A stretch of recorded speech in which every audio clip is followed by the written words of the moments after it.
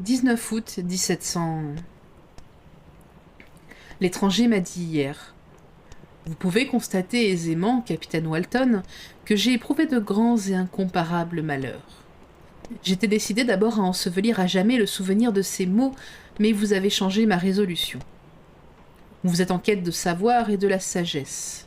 Je l'ai été aussi. Je souhaite ardemment que l'accomplissement de vos désirs ne devienne pas pour vous, comme ce fut pour moi, un poison venimeux. J'ignore si la relation de mes déboires pourrait vous être utile. Cependant, lorsque je songe que vous êtes en train de suivre l'itinéraire que j'ai déjà suivi et que vous vous exposez à certains périls qui ne me furent pas épargnés, j'imagine que vous serez en mesure de tirer une morale de mon histoire. Elle sera profitable si vous réussissez. En cas d'échec, ce sera pour vous une consolation. Préparez-vous à entendre des faits qu'on a l'habitude de qualifier de merveilleux. Si nous nous étions trouvés dans un décor moins imposant, j'aurais eu peur de ne pas être cru, peut-être de vous paraître ridicule.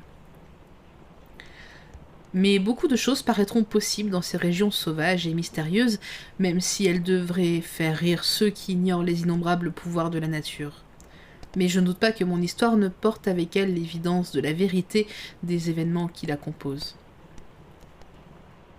Il vous est facile d'imaginer ma joie quand cette proposition m'a été faite, mais je redoutais qu'elle ravive aussi le chagrin et le désespoir de mon hôte. Et pourtant je brûlais d'entendre la relation promise, moitié par curiosité, moitié parce que j'avais le vif désir d'améliorer son sort, si cela était dans mon pouvoir. J'exprimai ces sentiments dans ma réponse. « Merci pour votre sympathie, me répondit-il, mais ce n'est pas nécessaire. Ma destinée est presque accomplie. »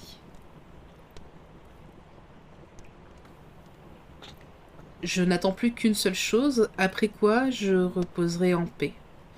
Je sais ce qui vous anime, me dit-il encore, comme j'allais l'interrompre, mais vous vous méprenez, mon ami, si je puis me permettre de vous appeler ainsi.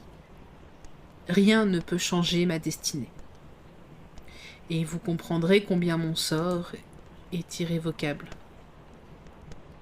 Il me dit alors qu'il entreprendrait son récit le lendemain, dès que j'aurai le temps de l'écouter.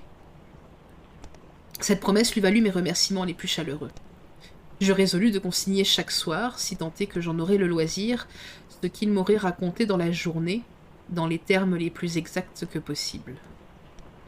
À défaut de quoi, je rédigerai au moins quelques notes. Ce manuscrit vous procurera sans doute le plus grand plaisir.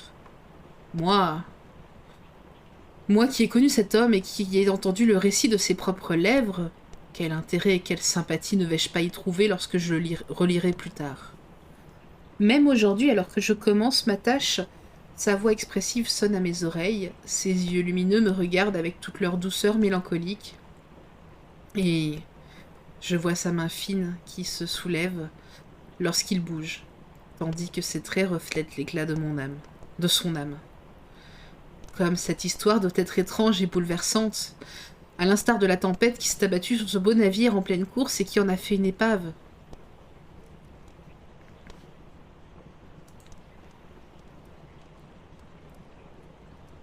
Premier chapitre. Je suis né à Genève, et ma famille est l'une des plus importantes de cette république. Mes ancêtres ont été des longues années durant conseillers ou syndics et mon père a occupé plusieurs fonctions officielles avec honneur et gloire. Il était respecté par tous ceux qui connaissaient en lui son intégrité et son inlassable dévouement au bien public.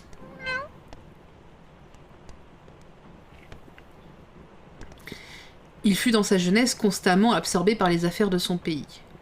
Un certain nombre de faits l'empêchèrent de se marier tôt, et ce ne fut que sur le déclin de sa vie qu'il se maria et devint père de famille.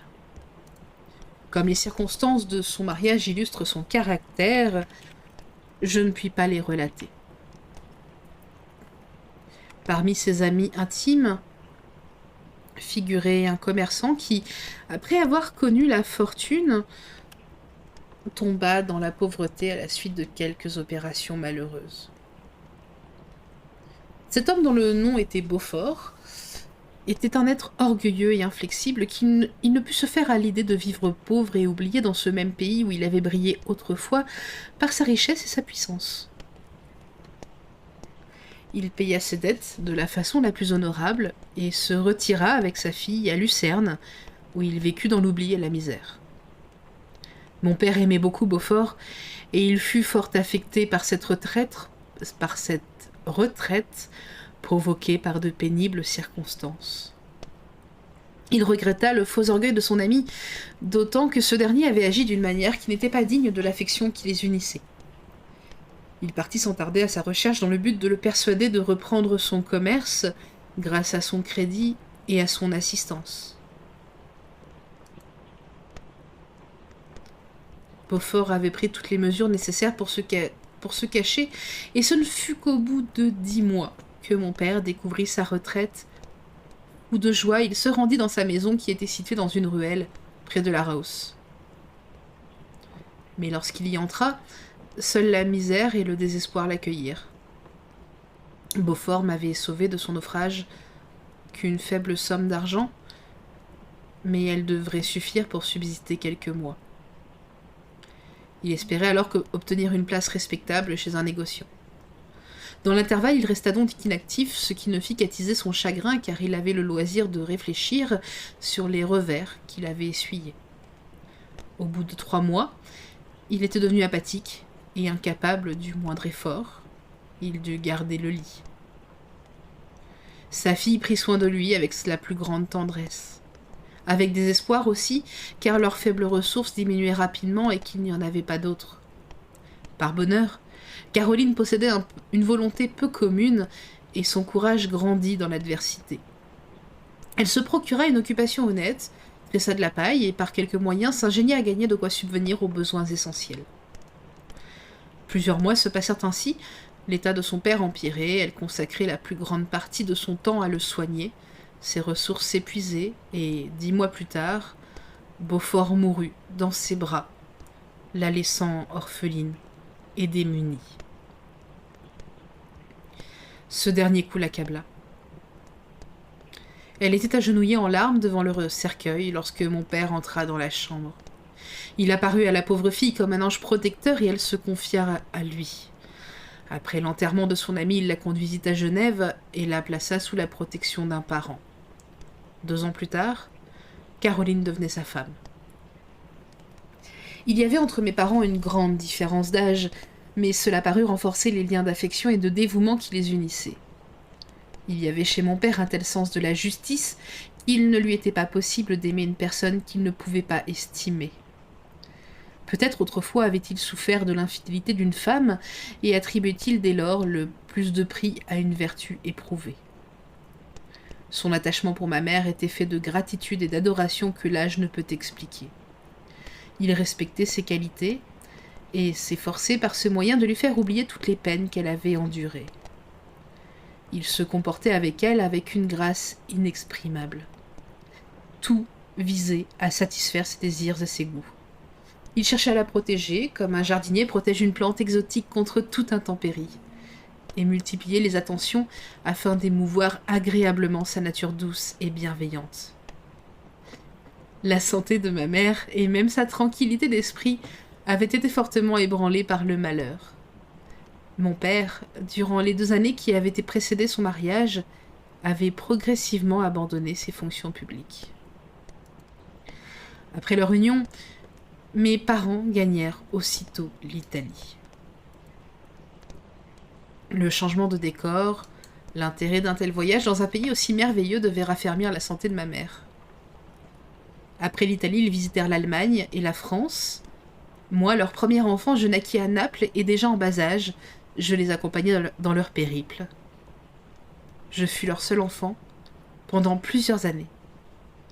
Bien qu'ils fussent fortement attachés l'un à l'autre, mes parents puisaient dans leur amour même l'immense affection qu'ils me prodiguaient. Les tendres caresses de ma mère, les sourires généreux de mon père inondent mes premiers souvenirs.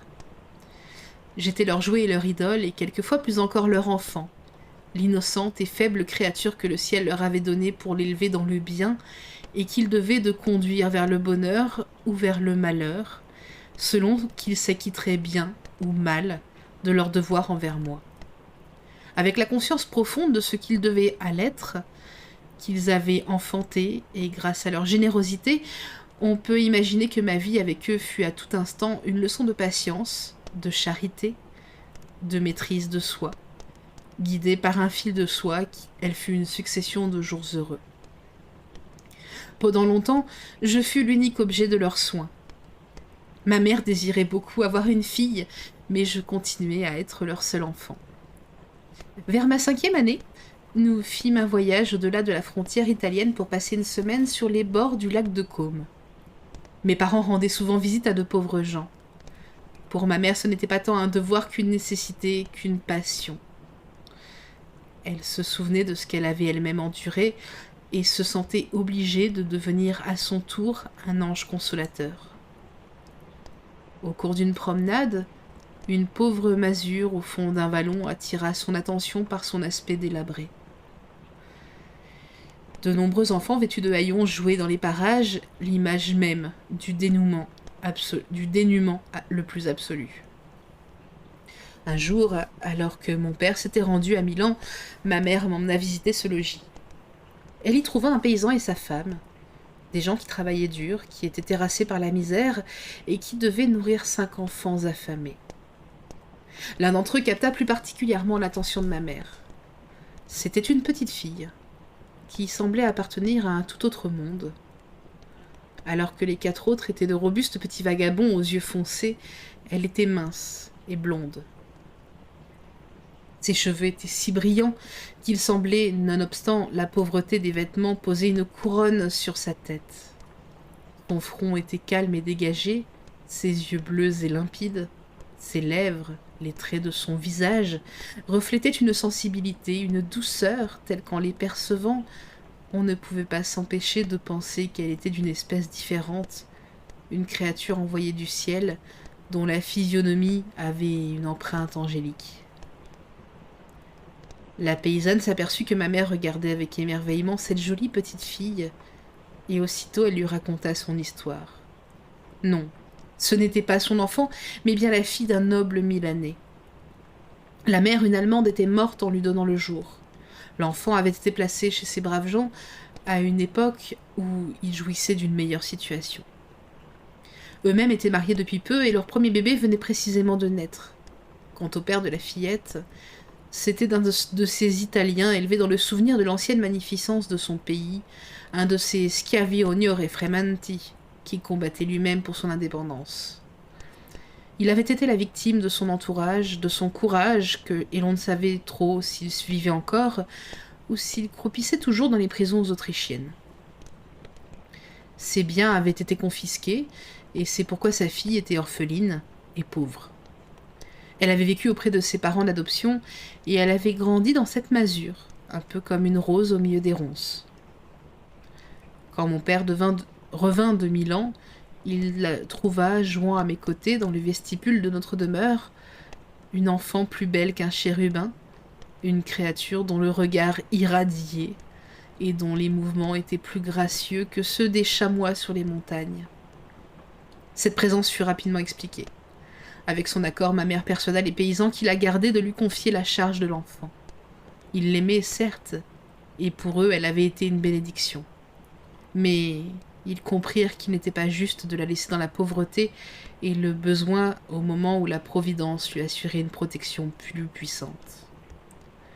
Ils consultèrent le curé du village, et il fut décidé qu'Elisabeth Lavenza viendrait habiter à la maison de mes parents. Elle ne fut pas seulement une sœur pour moi, mais aussi la délicieuse compagne de mes études et de mes loisirs. Tout le monde adorait Elisabeth. L'attachement passionné, la vénération que chacun lui vouait et qui m'animait aussi, furent mon orgueil et mon ravissement. La veille de son arrivée, ma mère m'avait dit comme si elle plaisantait. « J'ai un cadeau pour toi, mon Victor. Il le recevra. J'ai un joli cadeau pour mon Victor.